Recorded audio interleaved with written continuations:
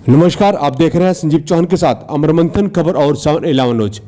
आज डॉक्टर मंगल sign auditorium में Chandigarh Haryana journalism union द्वारा एक कार्यक्रम का आयोजन किया गया, जिसमें तमाम पत्रकारों को जो कि यूनियन के सदस्य हैं उनको 10-10 लाख की एक्सीडेंटल पॉलिसी दी गई। इस अवसर पर बीजेपी पार्टी में हरियाणा में पूर्व में रहे मंत्री कर्णदेव कामोज ने मुख्य अतिथि के रूप में शिरकत की। उन्होंने कहा कि पत्रकार समाज का आईना है और पत्रकारों को अपनी सकारात्मक सोच को लेकर कार्य करना चाहिए। उन्होंने कहा कि ऐसे बहुत सारे पत्रकार हैं जो नकारात्मक रूप से कार्य करते हैं, जिससे समाज में नकारात्मकता फैलती है।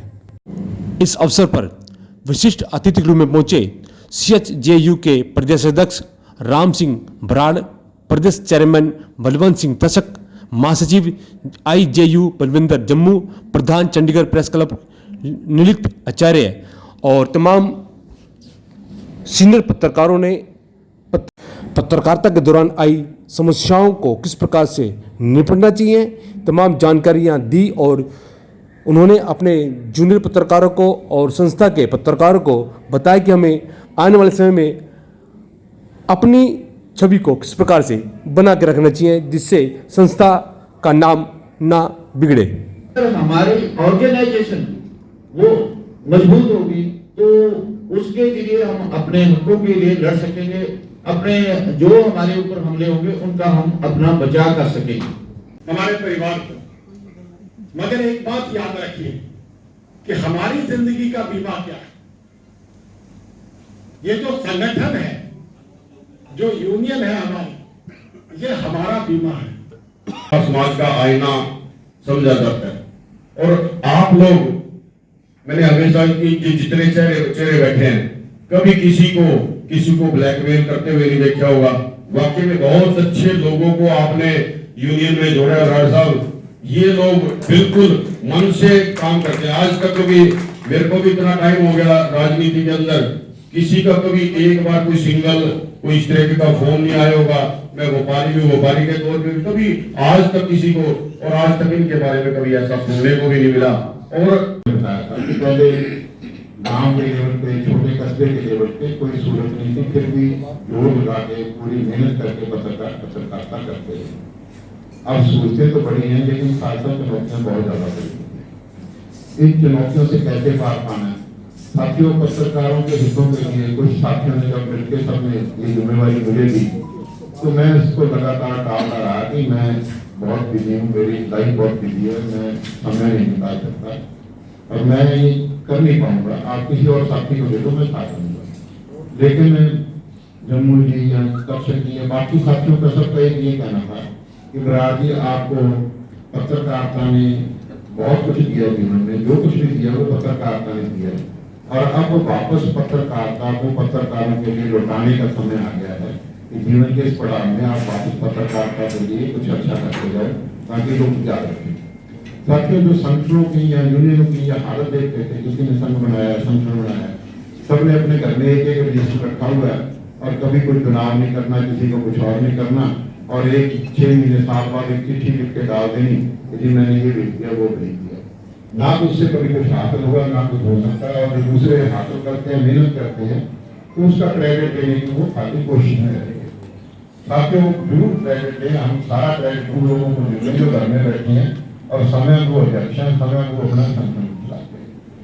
साथियों, सबसे पहले हम जब नहीं भी इसमें थे, कोशिश की, हमारे ये देखने को मिलता था कि पत्रकार दिन रात मेहनत करता है, अखबारों से भी उसको ज्यादा नहीं मिल पाता और वो अपना घर भी नहीं देख पाता, परिवार भी नहीं देख पाता, तो कम से कम जिंदगी के आखिरी समय में उसका कुछ भविष्य सुरक्षित रहे, उसके घर पार चलता रहे।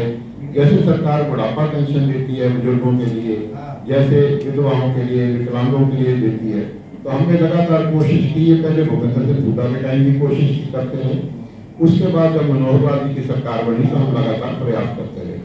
चंडीगढ़ के साथी जब भी मिलना, जब भी कोशिश करना, तो ये प्रयास करते हैं कि पत्रकारों के लिए पेंशन शुरू की जाए। और मैं इस बात के लिए हरियाणा की सरकार का, भाजपा की सरकार का बहुत बहुत दिल से आभार व्यक्त करता हूँ कि देश में सबसे पहले उन्होंने पत्रकारों के लिए पेंशन शुरू की और 10,000 रुपये पेंशन। अब 2017 में जब पेंशन शुरू हो गई तो फिर उसके बाद लगातार वो पेंशन 10,000 पे अटकी हुई, और उस 10,000 की जब पेंशन थी तो फिर हमने मनोहर लाल जी से मिले, तो उनसे उनके साथ साथ कभी PSCM को मिलना, कभी चीफ सेक्रेटरी को मिलना, कभी ट्रांसपोर्ट मिनिस्टर को मिलना, कभी बिजली मंत्री को मिलना, कभी बाकियों को मिलना, एग्रीकल्चर वाले मिनिस्टर को मिलना, सबसे लगातार जोड़ डालना कि जी आप इनसे जोड़ डाल के कैबिनेट में इसको थोड़ा उसको बढ़वाओ, क्योंकि अब पत्रकारों के लिए पेंशन काफी कम रह गई है, और 2017 वाली 2023 तक भी 10,000 ही चल रही थी। और हमारे इन सब के लगातार प्रयासों से सरकार ने इस पेंशन को बढ़ा के 15,000 करने का काम किया। हम इसके लिए भी आभार व्यक्त करते हैं। साथियों, पहले प्रदेश में कोई डिजिटल पॉलिसी नहीं होती थी पत्रकारों के लिए। कोई अपने तौर पे जिसने मर्जी अपना कोई चैनल ABC नाम रखा और जो मर्जी उसको चलाना शुरू कर दिया, फिर पुलिस में मुकदमे होते, फिर उनका कहना कि जी हमारी मदद करो, हम भी पत्रकार हो। तो हमारा सरकार से एक अनुरोध था कि एक आप डिजिटल पॉलिसी बनाओ, जैसे अखबारों के लिए, चैनलों के लिए, वो पॉलिसी बना के उन जो सोशल मीडिया के जितने भी साइट्स हैं उनको भी एक रजिस्टर्ड करो, उनको भी जो अच्छे चलते हैं, जो साफ सुथरी पत्रकारिता करते हैं, उनको भी आप रजिस्टर्ड करके उनको विज्ञापन भी दो, उनको एक्रीडेशन भी दो, और एक्रीडेशन के नियमों को भी फॉलो करो। तो वो भी पॉलिसी बनाई, उसके लिए भी हम बहुत बहुत उनका सरकार का आभार जताते हैं। डिजिटल पॉलिसी बनाने के लिए बहुत बहुत धन्यवाद करते हैं कि इन्होंने बहुत अच्छी पॉलिसी बनाई। और हर पॉलिसी में कुछ न कुछ खामियां भी होती हैं, और वो जैसे एक बार बनना जरूरी है, और उसके बाद कोई खामी है तो धीरे धीरे वो भी रिमूव हो जाती है, ठीक हो जाती है। उसके साथ साथ ये था कि अगर कोई पत्रकार बीमार पड़ जाता है, अगर कोई पत्रकार किसी के स्वास्थ्य को लेकर कोई दिक्कत आ जाती है, तो उनको बड़ी परेशानियों का सामना करना पड़ता है। तो हमारे अनुरोध में सरकार ने पहले 5 लाख का, फिर 10 लाख रुपए तक का उनका पत्रकारों का इंश्योरेंस करवा के दिया, ताकि किसी को कोई अगर दिक्कत आए तो वो इलाज करवा सके। उसके साथ साथ साथियों, फिर हमने सरकार से कहा कि जब अगर वो इलाज करवाने जाता है तो उसके पास इतने पैसे नहीं होते कि किसी अच्छे अस्पताल में इलाज करवाता है, तो आप उनको कैशलेस मेडिकल सुविधा दे दो, और वो भी कर्मचारियों और अधिकारियों वाली दे दो, जो आम जो है वो ना दो, ताकि वो अपना ठीक से इलाज करवा। और इस बात को सरकार ने माना और उसकी घोषणा भी की, 4-5 बार घोषणा भी होगी। और जो बजट स्पीच थी मनोहर लाल जी की पिछली, उस बजट स्पीच में भी उन्होंने कहा था कि हम पत्रकारों को जल्दी ही कैशलेस कार्ड दे रहे हैं। तो मेरा कंबोज साहब से आग्रह है, और राणा साहब बैठे हैं, कि ये जो पत्रकारों की कैशलेस वाली पॉलिसी है, ये पिछले 5-6 सालों से अटकी हुई है। ये लगभग 90-95% तक तो सिरे चढ़ गई है, फिर कहीं अटक जाती है। हम 5-6 दिन पहले मुख्यमंत्री जी से मिले थे, नायब सिंह से, हमने उनको ये सारी बातें बताई थी कि सर ये जो पॉलिसी बन गई थी, सरकार की घोषणा है, और जब मुख्यमंत्री को घोषणा करता है या बजट स्पीच में कोई घोषणा होती है, तो वो सरकार का नीतिगत फैसला, और नीतिगत फैसला हर हालत में इमीडिएटली लागू होना चाहिए। अगर वो अफसरों के लेवल पे इस टेबल से उस टेबल पे चली गई, फाइल उस टेबल से उस पर चली गई, तो उसका लाभ नहीं मिलता, और धीरे धीरे फिर लोगों में नाराजगी पैदा होती है। तो इसको जल्दी से जल्दी इसको पूरा करवाया जाए। इसके साथ साथ कुछ और भी दिक्कतें थी, जैसे पेंशन वाली है, तो पेंशन वाली स्कीम में पहले सिर्फ 3 ही शर्तें थी कि पत्रकार की उम्र 60 साल होनी चाहिए, उसको 20 साल पत्रकारिता में होनी चाहिए, और 5 साल उसकी एक्रीडेशन होनी चाहिए। उसके बाद अब धीरे धीरे इन्होंने जब 15,000 की 10 से, उसमें बहुत सारी शर्तें और जोड़ दी गई। उसमें ये भी अब कर दिया कि अगर किसी पत्रकार के खिलाफ कोई मुकदमा दर्ज हो जाएगा तो उसकी पेंशन बंद हो जाएगी। अब जाते जाते किसी का मोटरसाइकिल स्कूटर किसी से टकरा गया, उसने पर्चा दर्ज करवा दिया तो पेंशन बंद। अगर किसी का आपस में पड़ोसियों का झगड़ा हो गया, गाली गलौज हो गया, तो पेंशन बंद। तो ये इस तरह की चीजें ठीक नहीं है, इसको ठीक किया जाए। उसमें ये था कि अगर मियाँ बीवी दोनों पत्रकार और दोनों अगर एलिजिबल हैं पेंशन के लिए, पहली वाली पॉलिसी में ये था कि दोनों को पेंशन मिलेगी। IAS अफसर अगर 2 मियाँ बीवी IAS है तो दोनों को पेंशन मिलती है। 2 कर्मचारी अगर सरकारी कर्मचारी है मियाँ बीवी, तो दोनों को पेंशन मिलती है। बुढ़ापा पेंशन में अगर विकलांग है तो विकलांग में दोनों, अगर मियाँ बीवी बुढ़ापा पेंशन के योग्य हैं, विकलांग पेंशन के योग्य हैं, तो दोनों को मिलती है। इसमें एक नई शर्त जोड़ दी गई कि PPT कार्ड के आधार पर एक परिवार में सिर्फ एक को पेंशन मिलेगी।